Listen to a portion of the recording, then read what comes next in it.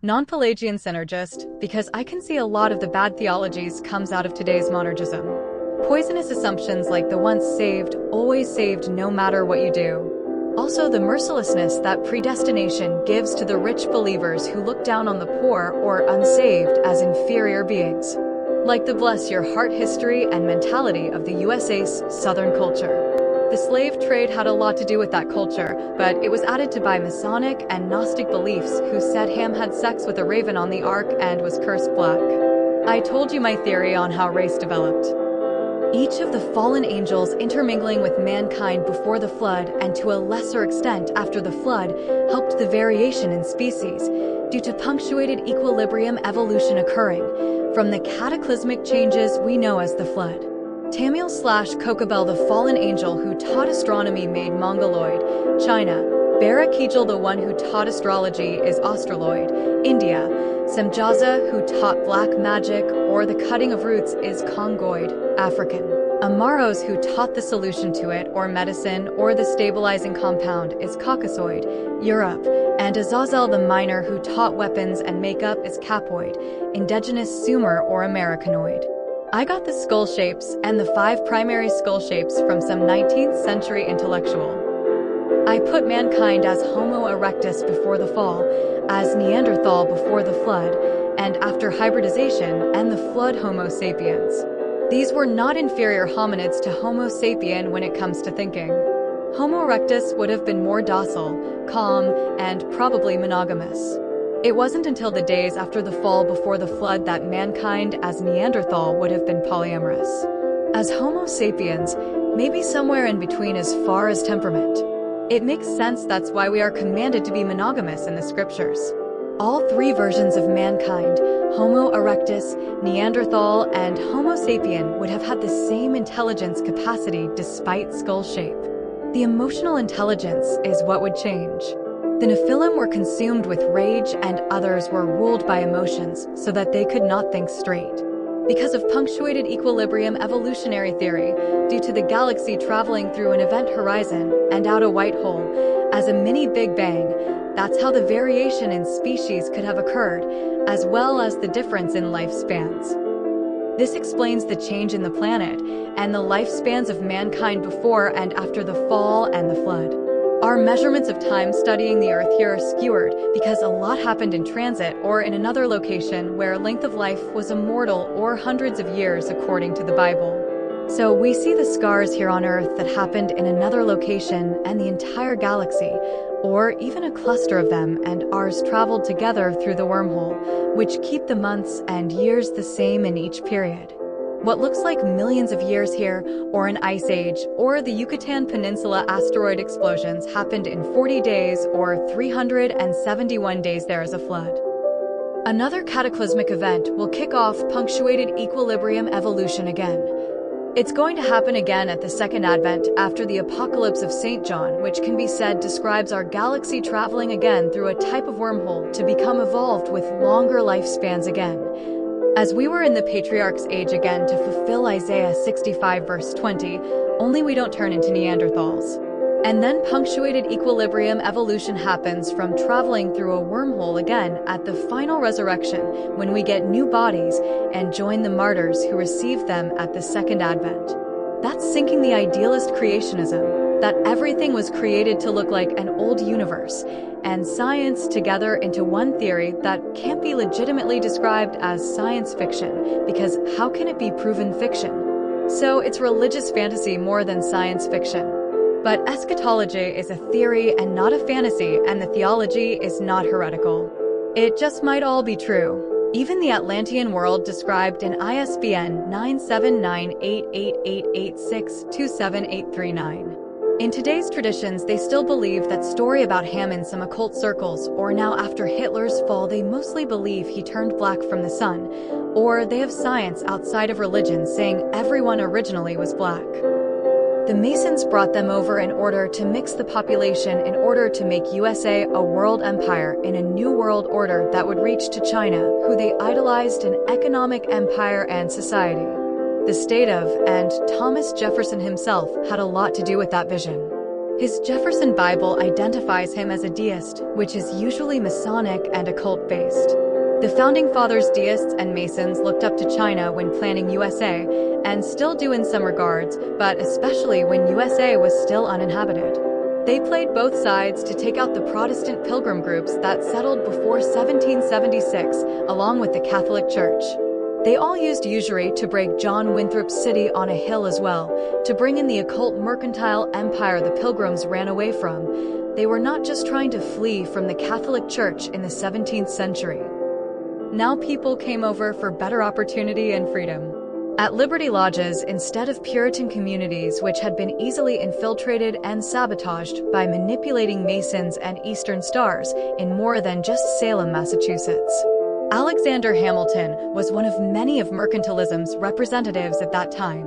While the English Northeast was being formed in this way, it was done economically, with central banking. Slavery was another industry, and in the South the French and the Spanish controlled. So they got in a fight, and the English mercantile empire got back in control. After that, it was Vanderbilt and Rockefeller, and the Glass-Steagall Act, and the brave New Deal with John Dewey's Pavlov Society. This changed the power of sovereignty from the family to the government. The education of Forrest Littletree explains how that system matriculated to most rural jurisdictions. How would they get a Puritan to own a slave? By importing Calvinists and changing the religion, slowly using religion as a cloak, setting up tent revival politicals, and pushing the social gospel that mixes religion and state, so that the secular state, as the Soviets did, infiltrate and rebrand their philosophies using Christian characteristics. One of the reasons why so much spiritual darkness rules over the churches. They do it with all the religions. They use them to coerce and control the public illegally for their own secular agendas. The Masonic vision is to create a millennial utopia. We know it now as a utopian globalism that transcends China. It was in the past National Socialism and Communism.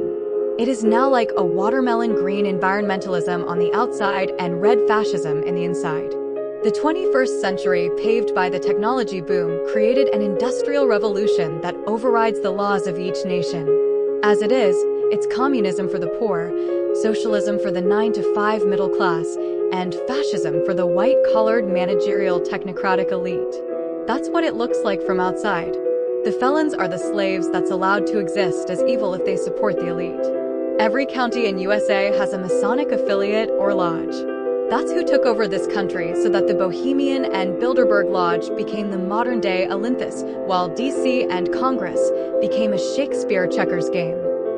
The occult today mostly believes God is a collective of all individuals existing as civilization, and they, like Rothschild, believed with other secular Jews like Herzl, in a future where they would establish themselves as God and usher in a utopia that failed and killed droves of people, including fascism, communism, and the abortion genocide just in the 20th century. They get in trouble because all they can do is look and plan for the future. They can't ever change anything while they are here. It's too hard a task, so they plan everything as a legacy, and it never is accomplished. It becomes irrelevant unless they lay down the hammer, and then it's smashed. That's the ethos of the modern generation and the spirit of it. Most definitely Antichrist, but even the Catholic Church they work with can be considered instead of Christ for a lot of its history too. They really shouldn't be involved in any of that until they can extend their lives past 150 years. It's like a kid playing in a laboratory with a bunch of chemicals with no labels, and all they have is a security camera footage with no sound, and it's blurry. It's impossible to predict without having been an adult for at least 130 years. And I'm sure at that age they wouldn't be concerned about moving anything to a utopia, but be mature enough to live life without being insane enough to play God, and be able to understand and perceive things alive in the realm of the spirit, and see death for what it is, and understand its purpose, and move on like you think a ghost would, like in an old Hollywood fantasy flick. We are at the polar end of the spectrum of character when it comes to what's left of John Knox and the Scottish Rite Illuminati rascals versus the Queen of England and Catholic Church from the history of John Knox's book. How else did society progress from Puritan to slaveholders? The freedom fighters have galvanized today as the same tyranny. They banded together to resist the tyranny of the crown and the Pope. Eventually, the beast emerges, and the conquered peoples resist the mark of the beast as a type of Protestant revolution of the two witnesses. And about those who never heard the gospel, and even those who have heard it, we can tell a lot by looking at the parables. In this case, the parable of the sheep and goats. Then the righteous will answer him, "Lord, when did we see you hungry and feed you, or thirsty and give you something to drink? When did we see you a stranger and invite you in, or needing clothes and clothe you? When did we see you sick or in prison and go to visit you?" The king will reply, "Truly I tell you, whatever you did for one of the least of these brothers and sisters of mine, you did for me." They also will answer, "Lord, when did we see you hungry or thirsty or a stranger or needing clothes or sick or in prison and did not help you?" He will reply, "Truly I tell you, whatever you did not do for one of the least of these, you did not do for me." Then we look at what these brothers and sisters are. While Jesus was still talking to the crowd, his mother and brothers stood outside, wanting to speak to him. Someone told him, "Your mother and brothers are standing outside, wanting to speak to you." He replied to him, "Who is my mother and who are my brothers?" Pointing to his disciples, he said, "Here are my mother and my brothers. For whoever does the will of my Father in heaven is my brother and sister and mother." Then we try to find out what the will of the Father is in circumstances where the gospel hasn't been reached or where it's been skewered or perverted. Not everyone who says to me, "Lord, Lord," will enter the kingdom of heaven, but only the one who does the will of my Father who is in heaven. Many will say to me on that day, "Lord, Lord, did we not prophesy in your name, and in your name drive out demons, and in your name perform many miracles?" Then I will tell them plainly, "I never knew you. Away from me, you evildoers." Jesus replied, "You shall not murder, you shall not commit adultery, you shall not steal, you shall not give false testimony, honor your father and mother, and love your neighbor as yourself." "All these I have kept," the young man said. "What do I still lack?" Jesus answered, "If you want to be perfect, go, sell your possessions and give to the poor, and you will have treasure in heaven. Then come, follow me." On one occasion, an expert in the law stood up to test Jesus. "Teacher," he asked, "what must I do to inherit eternal life? What is written in the law?" He replied, "How do you read it?" He answered, "Love the Lord your God with all your heart, and with all your soul, and with all your strength, and with all your mind, and love your neighbor as yourself." "You have answered correctly," Jesus replied. "Do this, and you will live."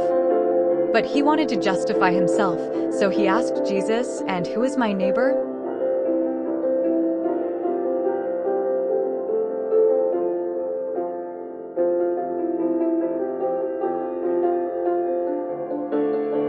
Said, "A man was going down from Jerusalem to Jericho when he was attacked by robbers. They stripped him of his clothes, beat him, and went away, leaving him half dead. A priest happened to be going down the same road, and when he saw the man, he passed by on the other side. So too, a Levite, when he came to the place and saw him, passed by on the other side. But a Samaritan, as he traveled, came where the man was, and when he saw him, he took pity on him. He went to him and bandaged his wounds, pouring on oil and wine. Then he put the man on his own donkey, brought him to an inn, and took care of him.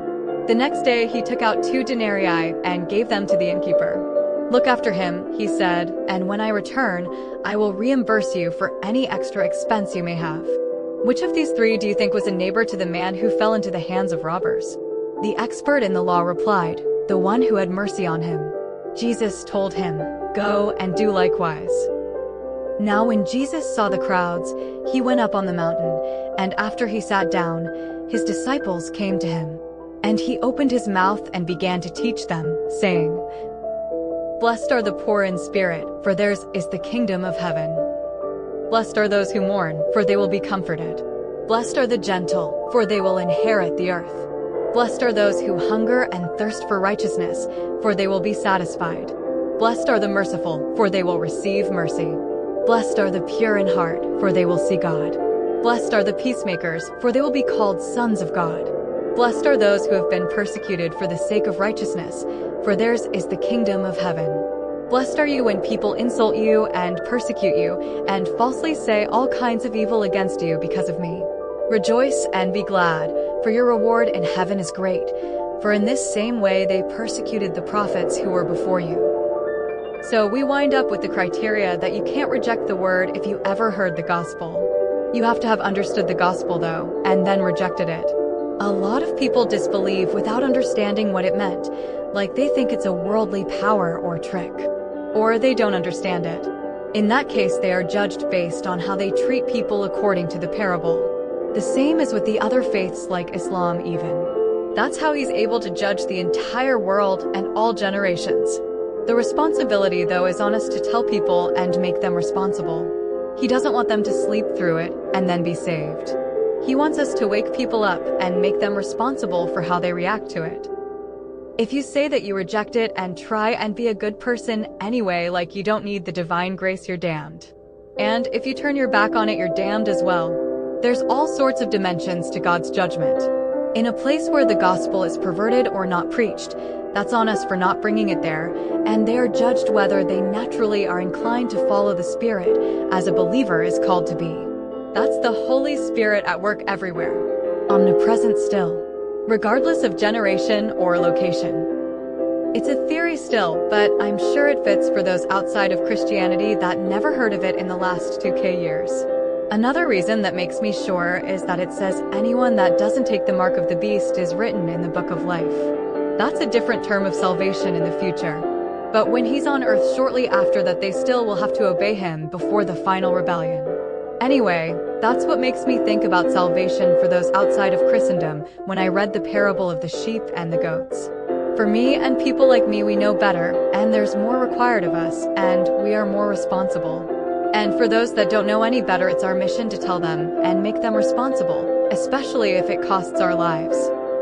Non-Pelagian synergist. I think monergism is part of what changed Protestantism from the 18th and 19th century type that was good at Bible study to the mess we see today. https://www.compellingtruth.org/monergism-versus-synergism.html